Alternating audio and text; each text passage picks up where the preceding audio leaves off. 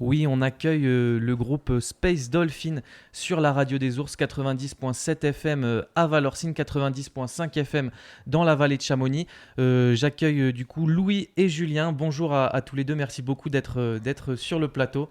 Bonjour. Bonjour, salut. Et du coup, Alice le disait, vous vous êtes produit hier juste en face au Roland à Chamonix Sud. Pour commencer, pour parler de votre groupe Space Dolphin, est-ce que vous pouvez me dire comment ça s'est formé et premièrement, qu'est-ce que vous jouez? Alors moi je suis tromboniste dans le groupe et je fais aussi des machines. Comment ça s'est formé? Au tout début on s'est rencontrés avec Louis en école à Bruxelles. On a fait une école de jazz ensemble. Et depuis on s'est pas lâché. On a été trompette et trombone. Lui fait de la trompette dans un groupe de dub. Et on a décidé un moment, parce qu'on voulait continuer à explorer la musique électronique notamment, et la mélanger avec nos influences. On a voulu continuer ensemble à deux pour avoir plus de liberté qu'un groupe à plus. Et qu'on a décidé de former les Space Dolphins. Et ça fait combien de temps à peu près que le groupe Space Dolphin existe? On vient de fêter nos 2 ans, le 10 juillet. Vos 2 ans. Et toujours pour rester sur cette formation, du coup, Louis, tu es à la trompette, Julien au trombone.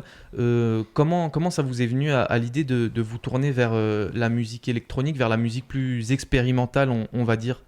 Alors c'est vrai que moi j'avais déjà eu des formations en Belgique où pour le coup c'était quelqu'un d'autre qui gérait la partie électronique. Puis après du coup comme Julien l'a dit, on avait un groupe de dub où pareil il y avait 2 autres gars qui géraient cette partie-là. Et on avait toujours été un petit peu frustrés des fois de pas mettre plus la main dedans. Du coup on avait chacun de notre côté un peu fait des trucs sur ordi. Puis petit à petit on s'est dit pourquoi pas faire un duo sans ordinateur avec que des machines qui nous permettent d'avoir plus de liberté. Et du coup, de le faire à deux, ça permettait que ce soit un peu plus drôle que tout seul, parce que c'est aussi possible de monter ce genre de projet tout seul, mais là, ça faisait le bon équilibre avec trompette, trombone par-dessus ça. Voilà. Parce que j'aimerais bien montrer une photo à nos auditeurs et nos auditrices. Malheureusement, on est à la radio, du coup, je vais que pouvoir le faire avec ma voix. Mais votre setup, il est quand même archi impressionnant. Il y a plein de machines. Il y a le trombone, la trompette qui viennent s'ajouter à cela. Est-ce que vous pouvez nous parler un petit peu de ce setup, de cette installation? Hier, au Roland, vous aviez, je sais pas, une bonne dizaine de machines devant vous. À quoi elles servent et pourquoi cette installation? Alors du coup, peut-être chacun peut dire son matos, même si c'est à peu près la même chose. Moi, en gros, j'ai ce qu'on appelle une Digitact. C'est une boîte qui permet un petit peu de remplacer un ordinateur. C'est-à-dire c'est un sampler, donc ça permet d'envoyer des samples et de les séquencer en temps réel. À côté, j'ai 2 synthétiseurs qui sont eux-mêmes pilotés par cette Digitact. Donc je peux envoyer... disons que pour le faire très simple, je peux décider que tel synthétiseur va jouer la basse, l'autre synthétiseur va faire des accords. Et ensuite, pour la trompette, j'ai tout un pédalier avec des pédales d'effet qui sont à la base plutôt faites pour des guitares, mais qui fonctionnent très bien sur les cuivres, qui elles-mêmes sont reliées à la Digitact, donc tout communique pour le coup. Et ma Digitact communique avec celle de Julien. Et Julien, du coup, toi, moi j'ai plus ou moins le même setup. Voilà, une Digitact, donc un sampler pareil, qui envoie les infos au synthé.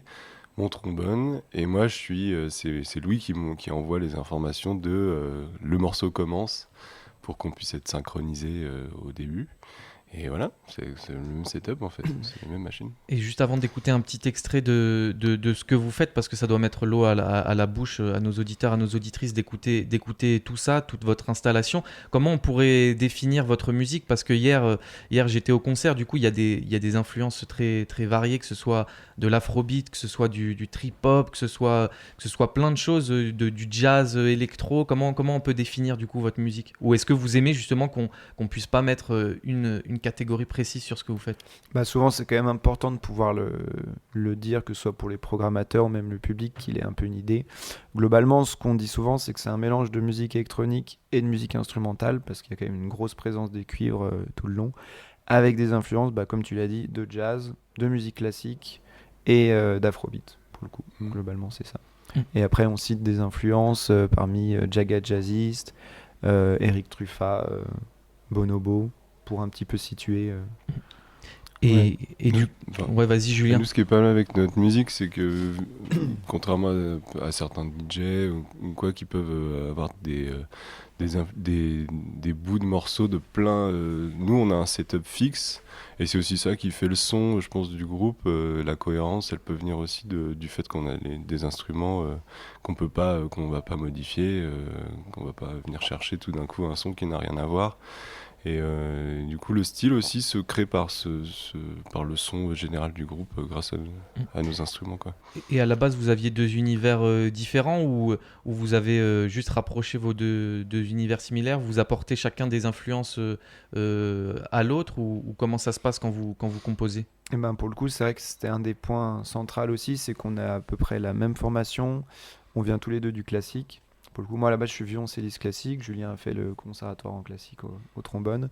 Puis on en est venu au jazz. Puis on aime tous les deux le dub, le reggae, la musique électronique. Donc c'était aussi pour le coup des premiers groupes. Bon, alors bien évidemment, on peut apporter chacun nos petites particularités, mais globalement, on a quand même les mêmes influences, les mêmes envies, et du coup, c'était hyper pratique pour se mettre d'accord aussi. Du coup, c'est hyper fluide dans la composition. Avant d'écouter un petit extrait, j'ai encore une petite question pour toi, Louis. T'as deux trompettes. Ouais. Une trompette un peu plus arrondie, la trompette classique, et la trompette un peu plus arrondie. Qu'est-ce que c'est comme instrument? Alors, ça s'appelle un bugle. C'est globalement, ça a la même tessiture qu'une trompette. Ça se joue de la même manière, c'est les mêmes doigtés, les pistons sont les mêmes. Mais en fait, c'est une autre famille d'instruments.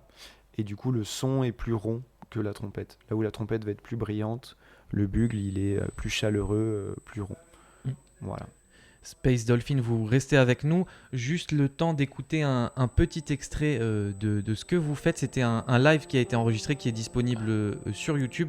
On va parler de tout ce qui va se passer ensuite pour vous. Et d'ailleurs, il y a un concert dès ce soir. On en reparle juste après cet extrait.